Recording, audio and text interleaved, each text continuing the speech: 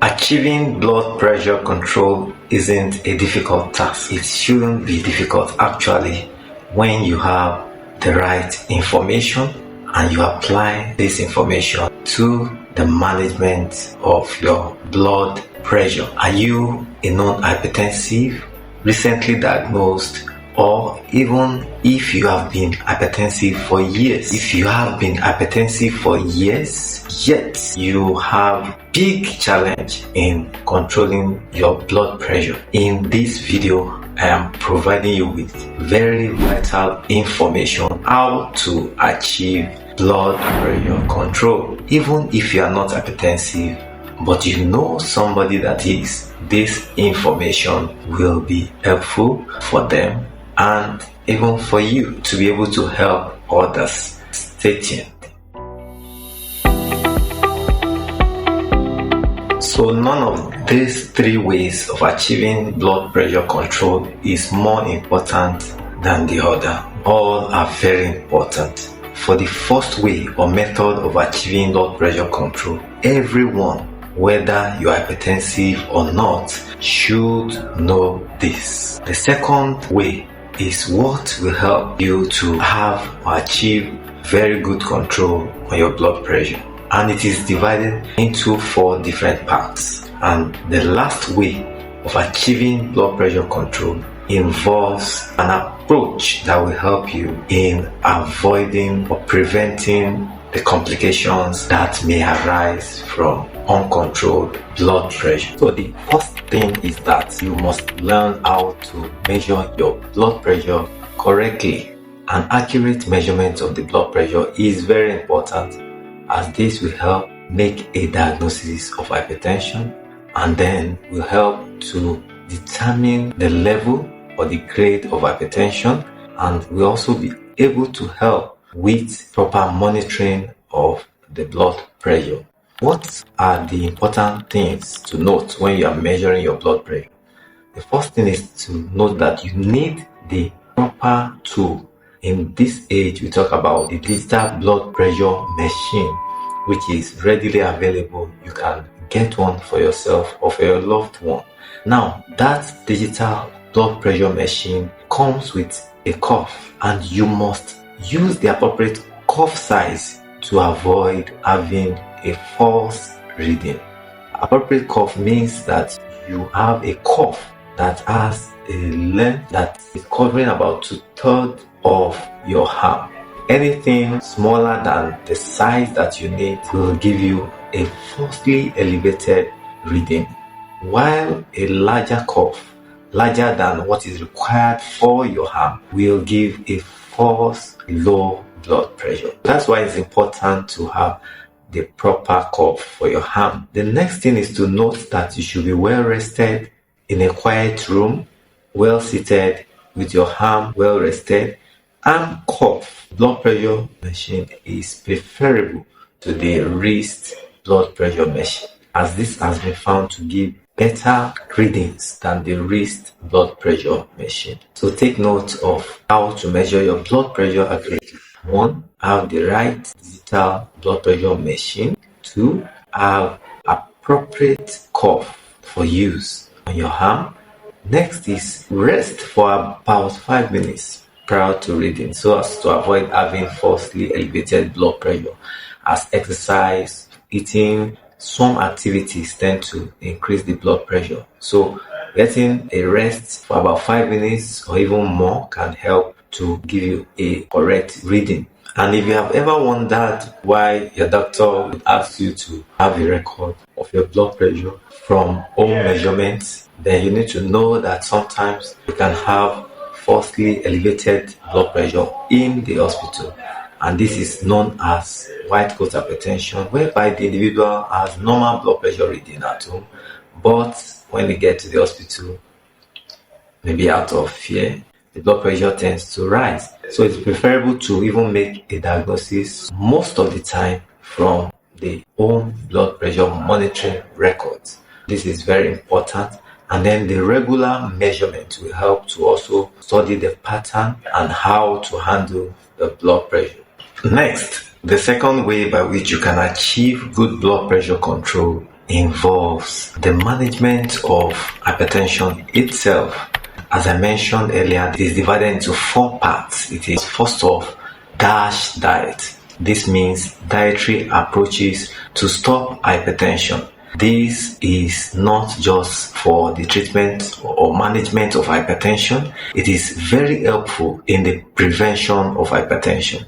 That means, for example, reducing your salt intake. On the average, you need about 2.4 grams per day of salt in your diet. Taking a lot of processed foods, having a lot of salt. In fact, some people add salt even to their food after being served. This is very dangerous, and this can actually cause elevation of your blood pressure. Other things include stopping alcohol intake. Alcohol has been identified to be a trigger and can worsen blood pressure levels. And then the need to avoid caffeine containing drinks or other types of substances containing caffeine. That is one side in terms of stopping.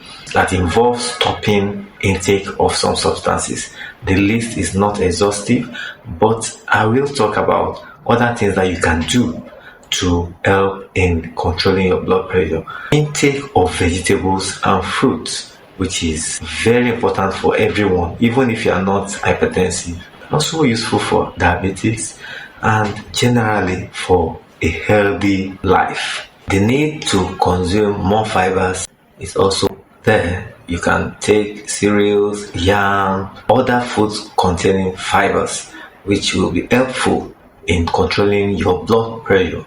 Then take fish, more fish rather than meat and chicken. You have been told before, especially if you are also having high levels of cholesterol, you should avoid taking fried things, fried meats, fried chicken, and then especially the skin of the chicken should be taken off. So preferably smoked fish, grilled fish.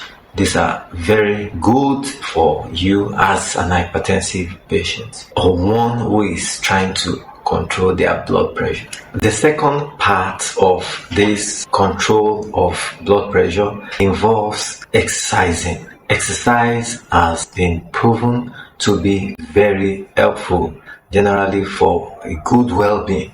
And for hypertension or hypertensive patients, it is important to know that you need to have your doctor assess you and determine the appropriate exercise for you, especially when you have some other conditions like hypertensive heart disease and some other heart conditions that may put you at greater risk. So consult with your doctor. But exercise on the average about 150 to 300 minutes recommended of aerobic exercise, which includes brisk walking, which includes swimming and cycling. These are very helpful exercises that can help in control of your blood pressure. Other activities like jogging, muscle strengthening exercises may also be helpful, and this should be done within normal limits. The third aspect in the control of your blood pressure involves weight control. Now, if you are overweight or obese, you need to shed some weight, and that will significantly help in reducing your blood pressure. So for exercise and then weight control, you have some degree of reduction in your blood pressure. In fact, about 4 to 5 millimeters of mercury is dropped if you get involved in physical activity. And for every 1 kilogram of weight that is lost, an individual has a 1 millimeter mercury drop in their blood pressure. This is so interesting, and this is not difficult, right? Now let's look at the fourth part in the control of your blood pressure. That involves medications. You need to avoid some medications that can actually elevate your blood pressure, some known as non-steroidal anti-inflammatory drugs. For example, popular ibuprofen. This has been helpful for a lot of people in dealing with pain in their bodies, but can also cause elevation of blood pressure. So you should avoid taking this over-the-counter medication for long periods, as this can trigger hypertension. Some other medications include oral contraceptive drugs. These have also been implicated. Other medications include weight losing medications and some prohibited substances, which you should avoid. Next is that you should take your medications regularly. If you have been diagnosed of hypertension and then you have some prescription already given to you by your doctor, then you should keep to your medications in the appropriate dosage as prescribed by your physician. This will help in controlling your blood pressure. One thing I have observed is that sometimes people tend to want to take drugs that belong to other people. I'll be doing a video on why you should not be taking another person's medication, even if you have symptoms or diagnoses that are similar. That will be explained in a video. Watch out for that video. But it is important to know that the treatment of hypertension is actually individualized. As a matter of fact, there are a number of considerations that your doctor would give in determining the medication that is appropriate for you, in terms of the type and then in terms of the dose. Okay, so take note of that. It is not enough to keep to only the things that I have mentioned earlier. It is important to keep your clinic appointments. So that's the third way of achieving good blood pressure control. That way your blood pressure will also be monitored at the hospital when you visit with your doctor. There, other measurements will be checked, other factors will be considered. In fact, you will get to do some tests so that your doctor can check how the blood pressure is affecting some other organs in your body, or how the blood pressure is being controlled, and then if you are tending to develop complications of the hypertension. So you need to visit with your doctor regularly on appointment, and even if you don't have an appointment and you have a complaint, then you should visit with your doctor so that you can have proper evaluation. And with these three methods, with these three ways, that is having an accurate measurement of your blood pressure, secondly, taking control, managing your blood pressure well, using the DASH diet, getting involved in exercising, weight control, avoiding medications that can elevate your blood pressure, and taking your prescribed medications. Finally, you can achieve control of your blood pressure by measuring your blood pressure accurately, by taking different measures or approaches to managing your blood pressure, to achieving good blood pressure control, which involves diet, which involves weight reduction, which involves exercising, and then taking your medications. And you can live long enough, live longer, when you have proper monitoring with regular visits to your doctor, especially on appointment, and then by doing the relevant test that will help to identify if there are complications that are developing, and necessary adjustments will be made to your medications in dealing with these complications. I believe you have learned a lot from this video, learning how to achieve good blood pressure control. If you have any question, any comments, any experience you want to share, then you can drop in the comment section. I will respond to your questions appropriately. You can share this video with anyone that you know is hypertensive, even maybe having challenges with control of their blood pressure. Even if you know someone that's not hypertensive, or you know someone that is taking care of an hypertensive individual, then you can share this information with them. Share this information with others, and by that we will be winning the war against hypertension.